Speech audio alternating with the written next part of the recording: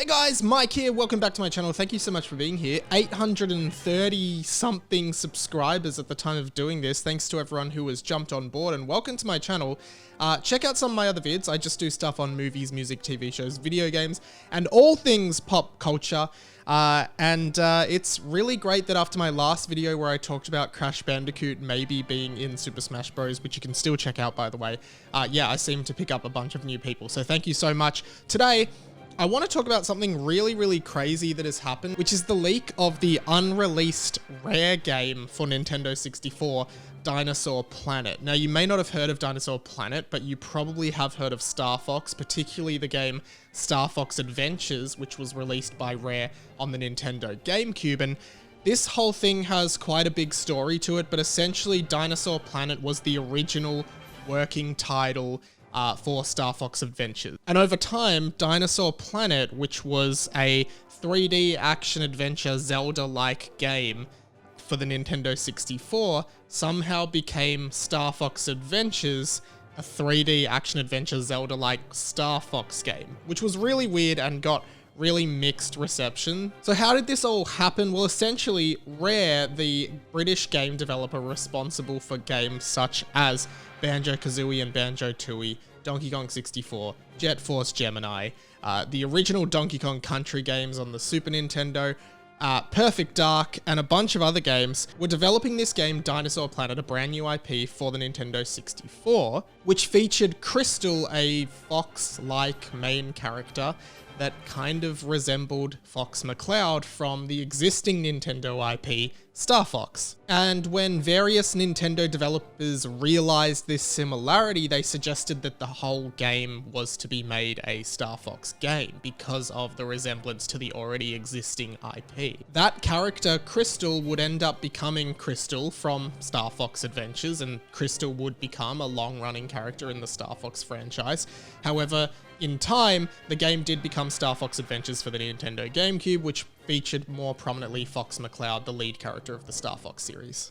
Interestingly, Rare seemed to just be really good at making games at this point. They had really nailed the 3D platformer / collectathon genre with Banjo-Kazooie. They had tackled like a third-person action shooter with Jet Force Gemini, first-person shooters with Perfect Dark, and it seemed like maybe the next thing they wanted to do was this Zelda-style 3D action-adventure game, particularly because a lot of their games seemed to be modeled on existing Nintendo games, such as Super Mario 64 for Banjo-Kazooie, and looking at what else was popular, Ocarina of Time and Majora's Mask are still to this day considered two of the best video games ever made, so it kind of makes sense that Rare kind of wanted to tackle that genre. So when Dinosaur Planet eventually became Star Fox Adventures, I think a lot of people were kind of weirded out by it, particularly because Star Fox 64 and the original Star Fox game for Super Nintendo were predominantly essentially exclusively rail-based arcade space shooter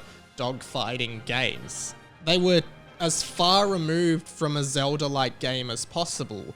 So taking these characters out of the spaceships that they are usually in and just putting Fox in this 3D planetary exploration game was really jilting. I played Star Fox Adventures not when it came out, but much later on my Wii, and I just didn't really like it at all. Not only was the camera really bad and the controls just really bad, it just felt so uninspired.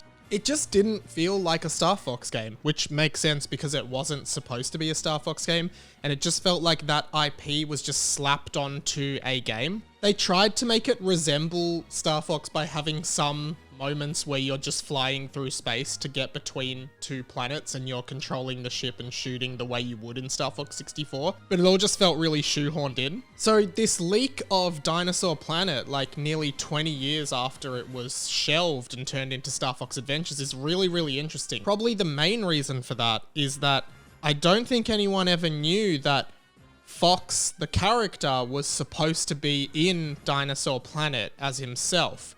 Right? This was before the game turned into Star Fox Adventures, but we've now seen cutscenes where Fox is a character in the game. However, this might have been after the decision to make it a Star Fox game was made, but it is still called Dinosaur Planet, which is kind of confusing. But yeah, I guess it was supposed to take place in the Star Fox universe, and Fox and maybe some other characters were supposed to be there.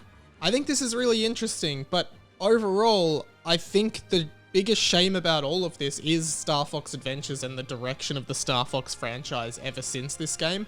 They've never quite seemed to make another good Star Fox game, and Star Fox 64, which for Australians was called Lylat Wars, was one of my favorite games. It was one of the first games I ever played, and the main thing about it, and the reason I will always remember this game, is because from the moment you start the game, every single character in this story is so well thought out and developed, and you get so much of their personality through the voice clips that play and through the cutscenes, and through just playing the game, you learn so much about Fox and Falco and Slippy and Peppy and Andros and all of these different characters and the backstory of this essentially Nintendo's attempt at making something like Star Wars. Like, this was just a dramatic space opera where Fox McCloud is essentially Luke Skywalker, and then characters like Falco, who to me is one of the greatest video game characters of all time. He just has this instantly developed personality that you find out